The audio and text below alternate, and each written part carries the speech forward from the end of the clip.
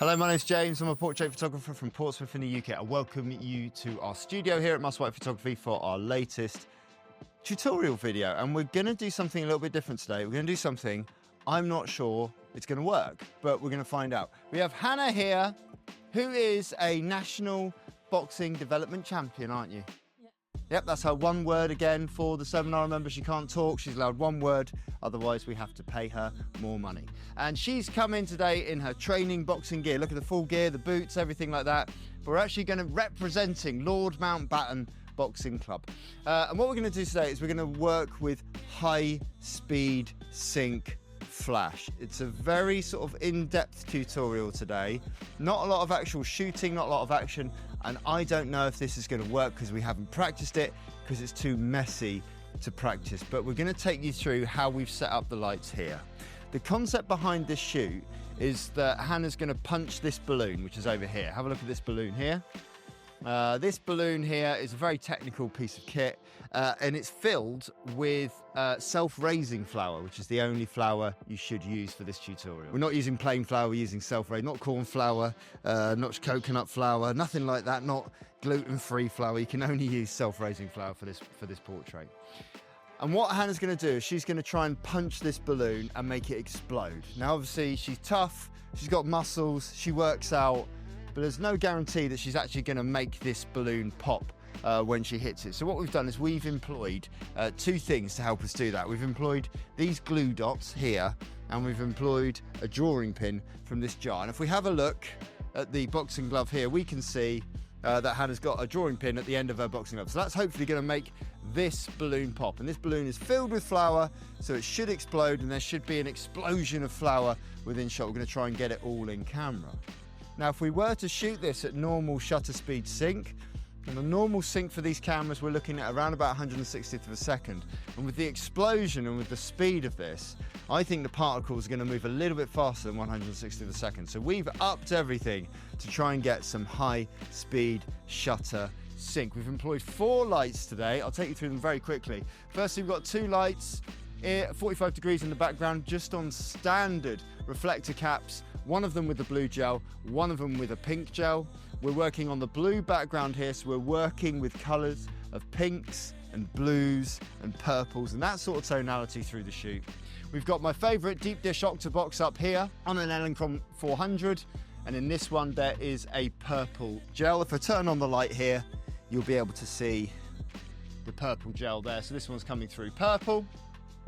And down here, I've just put a little fill light there with a little blue gel in that one, just to add a little bit of fill light in from underneath. What should happen is that Hannah should throw a punch, this balloon should explode, the flour should come out, and we should capture it all on with good form, because, as we discussed, Hannah's a boxing champion, so she knows all about good form and keeping her guard up. Don't punch the balloon, but show us how you would punch. Show us how you would punch if you were in training, okay? Just go. Right. Hold that pose, hold that pose. This is no good for photography, for what I'm looking for anyway. Come and have a look at this here, because the glove here is obstructing her face. And that's kind of like, okay, that looks great if your coach is looking at the photograph. Your coach is going to go, good job, Hannah. She's keeping her guard up. She's not going to get punched. But mum is going to go, I can't see my daughter's face when she sees the portrait. So we want to see your face. Luckily, and we'll go in real close here, this is my favourite bit of the whole shoot. Luckily, Hannah is an actual practicing boxer and has got the remnants of a black eye, which we've made her look at this way. Even though you are an orthodox, we're making you punch with your right, and we're making you jab with your right hand today, aren't we? Which is cool. And we're going to get the black eye in shot as well, which is going to look really, really awesome, which adds some authenticity to the shot, is what I would say. We'll do a quick test punch without hitting the balloon there, okay? The balloon we've suspended, by the way, come here, on a bit of fishing wire from a C stand. So we can put it up nice and high, and it's nice and sturdy there, and it's not going to move anywhere. I'm just going to turn it away for the benefit of this first shot there, so it's right out of the way. We're shooting tethered to our station here. And we're just going to ask Hannah just to throw a punch, just to test the lights, so that you guys at home can see how these 4 lights are working in unison. In 3, 2, 1, go. Perfect. Lovely little shot to begin with there. And we can see here that we've got a lovely exposure there with the blue background, all those colours working in unison. And the shutter speed for this one is 1/4000th of a second. We've managed to achieve that by opening up to an aperture of 4, but also by opening that ISO up to 2000. We're shooting on RAW, so we can use denoise software later on to get rid of any remnants of noise.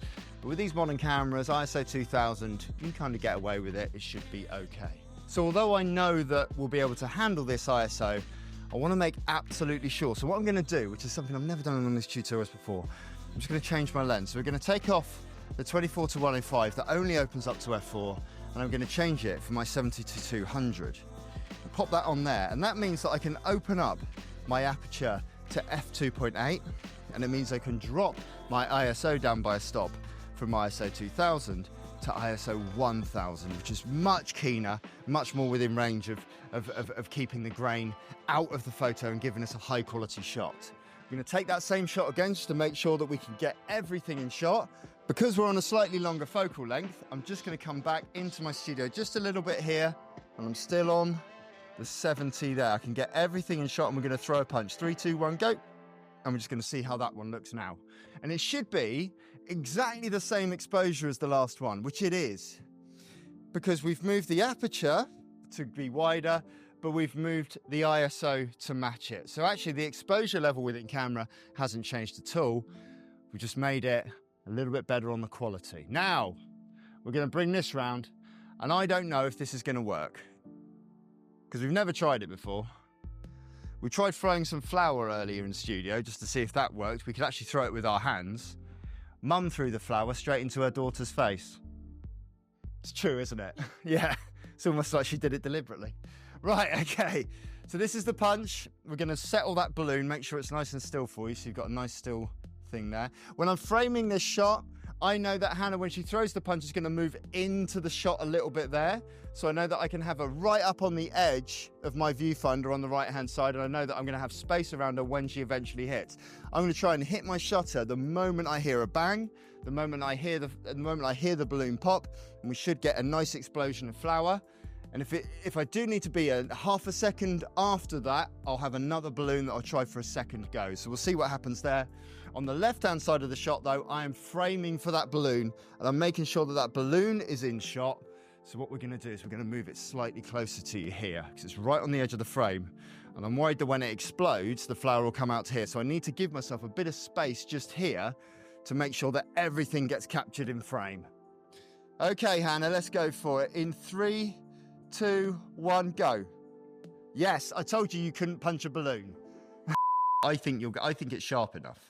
I think we'll be okay. Right, here we go. In 3, 2, 1, go. Yes. There's got to be a way to do this. Do we put more pins?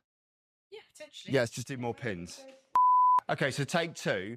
We realised that maybe 1 pin was a bit optimistic. So we put a load more pins onto Hannah's glove, and hopefully it'll work this time. We'll see. We've actually taken her advice as well about where she punches, because I just thought right in the middle of the glove, that's obviously where most contact happens, but obviously that isn't the case. Right, here we go. This is definitely going to work. In 3, 2, 1, go. Ah, right, okay, relax. So we do need to work this out. Take 3. What we've done now is we've still stuck with the more drawing pins, but we've tethered it now to a sandbag, which you can see on the floor. So now we've got a balloon that's completely tethered from the C-stand, which we can tighten by lifting it up at the top, all the way down to that sandbag at the bottom, and hopefully it should stay in place. And if it doesn't, we'll just retire you from boxing. Is that all right? Happy with that? Yeah, okay. Right, here we go. In 3, 2, 1, go. Oh, man, really? Really? This has got to go, hasn't it? Do you think uppercut? Okay, take 4 will be an uppercut, yeah? Take 7. If we get to take 7, you are just throwing flour at her. Take 4. Hannah's going to try and punch properly this time, aren't you? Here we go. In 3, 2, 1, go. Oh! Yeah! So we got the shot there. No, we got everything's working there. We know now this is a learning process, okay? So it's really difficult when things pop and things go bang for people to keep their eyes open. But you know you're just going to have to focus on that, keep those eyes open, okay? We know that tethering it works, and we know that the jab's working. So we've got 2 more balloons. We're going to try one more try with the jab, I'm going to try one more try with an uppercut, which was your suggestion, wasn't it? So we'll go into that now. Let's get the other balloon. So this is part of the creative process. This is the part that I really, really enjoy, is learning from your mistakes and adopting and adapting and moving forward. So we've shifted a couple of little lights around, nothing too dramatic. It's still largely the same lighting setup. We've worked out that if we want the full powder explosion, we need to move this into the shot just a little bit more. So we've done that. We've changed the balloon and we're going to do the same jab, okay? Straight in there, we're going to see what we get. We know it might take a couple of goes, but let's just go for it. In 3, 2, 1, go. 3, 2, 1, go. 3, 2, 1, go. Oh, come on. Okay, so we've just tightened everything up. Here we go. This is the one. 3, 2, 1, go. Oh. Reset it again. Another couple of changes. Made it nice and tight on the tether. In 3, 2, 1, go. 1, go. Go. Whoa. Oh. Wow, what a shape. What form. Superb. Okay. Luckily, although we've got our eyes closed, it's really difficult to keep your eyes open when there's a loud bang in studio. Luckily, although the eyes are closed, there's a lot of similar shots we've taken where we failed, where your eyes are open.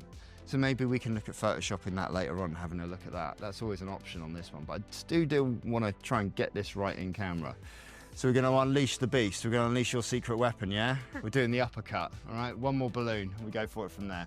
So a few more tweaks to the lights again, a few more tweaks to the pose, and we're actually going to take Hannah's advice. Hannah's advice right at the start of this was, I should uppercut this. So we're going to let her uppercut it. 3, 2, 1, go. 2, 1, go. Oh, 2, 1, go. Where's it gone? Oh no! Slow puncher! Oh, the poor thing. We have a plan B, which is lucky. Plan B's mum. Come on, mum. Something that Q said in the James Bond series. You must always have an escape plan. Don't throw it in her face. See what happens. Here we go. In 3, 2, 1, go. Good, well done. Okay, same again there for me. Going to throw it into a jab this time for me, mum. And in 3, 2, 1, go. Yeah, good, well done. Love it. Very cool. Very good indeed, superb. So that's how we use high-speed flash in studio to get pictures with movement, pictures with flower, and pictures that don't work, and pictures that have an escape plan and a way to get around it. Is that all right? Thanks very much for coming. Ow. If you like what you see, you can subscribe, nofussmust.com. Go to nofussmust.com, have a look at our training content. We've got loads of videos on there, starting with the beginner's plan. If you've got one flashlight and you want to use it in 10 different ways, we can do that for you. Take it through a step-by-step process to our online training tutorial. If you've liked the video, leave a nice comment, leave an honest comment, leave a like, just do something. Leave a subscribe if you want. Hope you enjoy the content. All the best.